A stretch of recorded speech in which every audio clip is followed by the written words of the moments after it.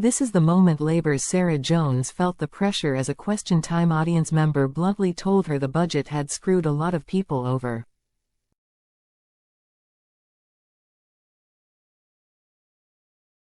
The Minister of State for Industry was grilled on last night's showing as one member of the public asked when working people would feel the benefits of the budget.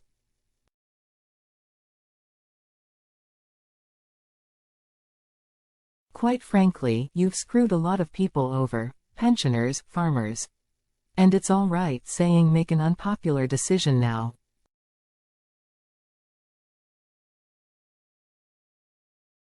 But when are we going to feel the benefits, because what we don't want is another return to austerity, he asked.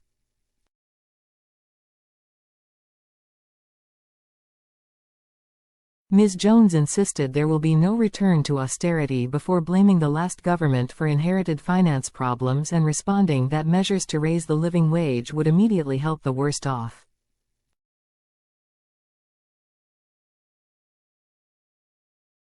The Chancellor's monumental October budget has proven divisive over its tax grab on employers and inheritance, with tens of millions to be set aside for public spending to rebuild Britain.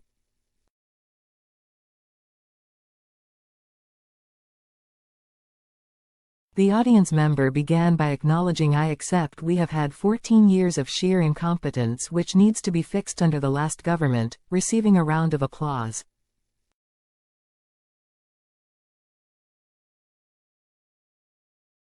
He then continued, "But surely better decisions could have been made," before listing some of the demographics hit hard by the budget.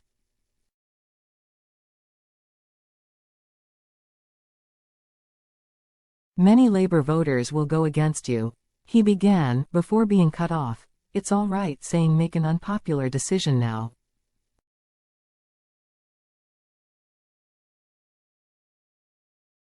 Many governments when they come into government make an unpopular budget.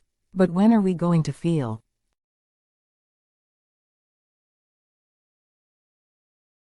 Ms. Jones finished the sentence. "The benefits, yep." She assured a return to austerity was not the plan in the budget, and that is not the long-term plan.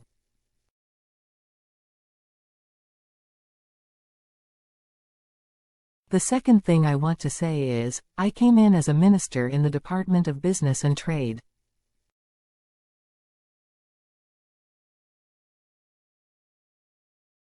It's where the money for the Horizon scandal was supposed to be. It wasn't there.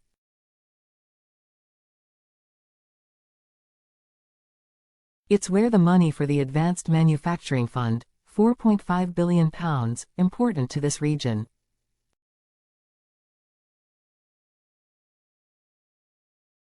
There was no money for that. The scale of the problem was significant."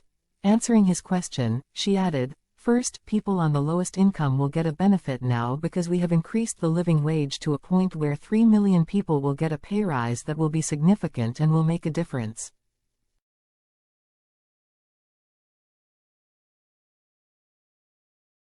Fiona Bruce hosted the hour of live debate from Hartlepool, where Sarah Jones, MP for Croydon West, was joined by Matt Vickers MP, Bonnie Greer and Tim Montgomery.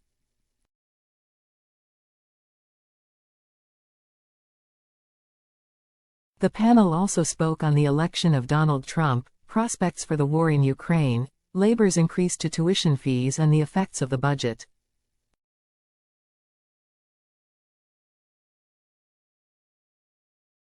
Ms. Jones referenced the OBR's forecast that by the end of the Parliament there will be growth and people will be getting better off, adding, "We want to beat that."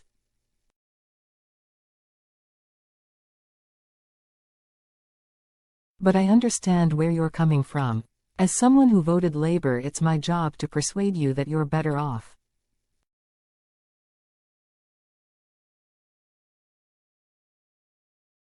Bonnie Greer, Chancellor of Kingston University, jibed, "He's got to feel that he's better off, not persuade him."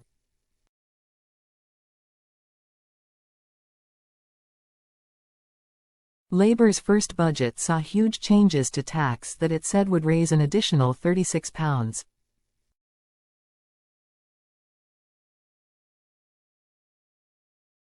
2 billion, or just over 1% of GDP.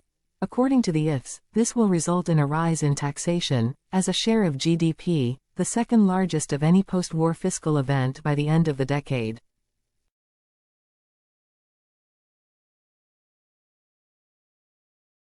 Labour promised going into the election that it would not raise tax on what it called working people if it won.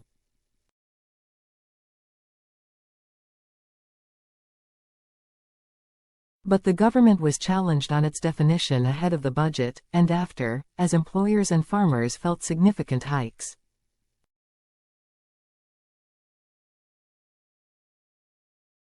The rate of employers' national insurance contributions will rise by 1.2 percentage points to 15% from April 6, 2025.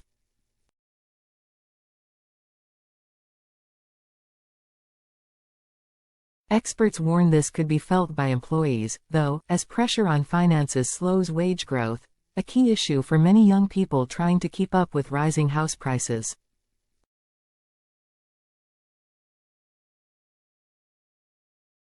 Chancellor Rachel Reeves urged firms to accept reduced profits rather than squeezing staff wages.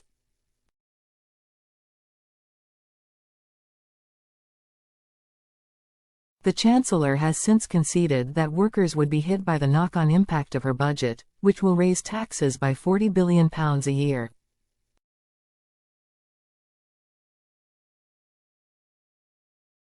She insisted, "I said that it will have consequences.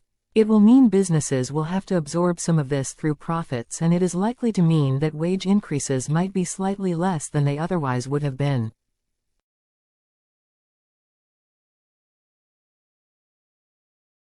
Farmers also worry they may be put out of business by changes to inheritance tax.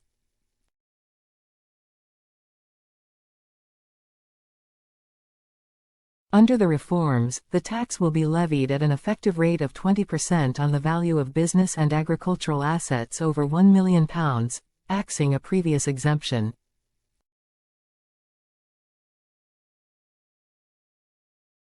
Outraged farmers have called the move bonkers and warning that unaffordable tax bills faced by the inheritors of family farms will lead to them going under.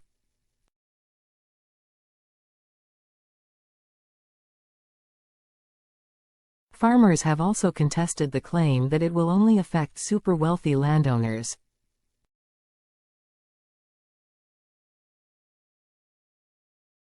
Emma Gray, a shepherdess from Argyll and Bute on the west coast of Scotland, declared the policy a disgusting land grab.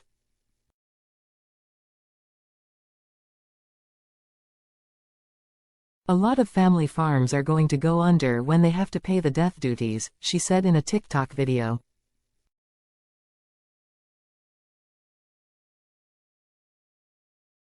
And you might think a farm being worth £2 million sounds like a lot of money, but a lot of the time the person who has the farm has already been paying out siblings who also have a stake in the farm.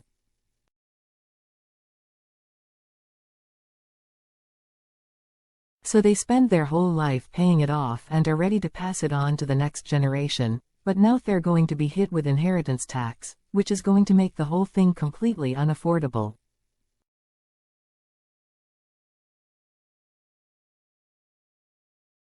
Builders, electricians and farmers in Britain are also set to be hit by a new stealth tax buried in the budget.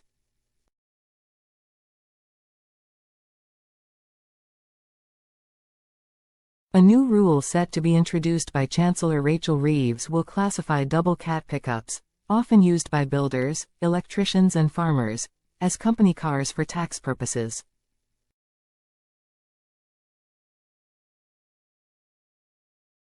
The new rule will start from April 2025, The Sun reports. Currently cab pickups are treated as good vehicles, and which means they are treated as essential tools of the trade, allowing for certain tax benefits.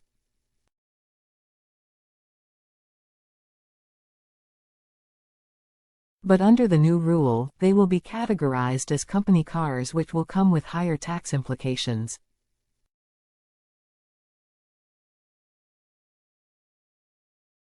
This change will increase the tax burden on a typical cab pickup by as much as $211 per year, according to analysis by the Countryside Alliance.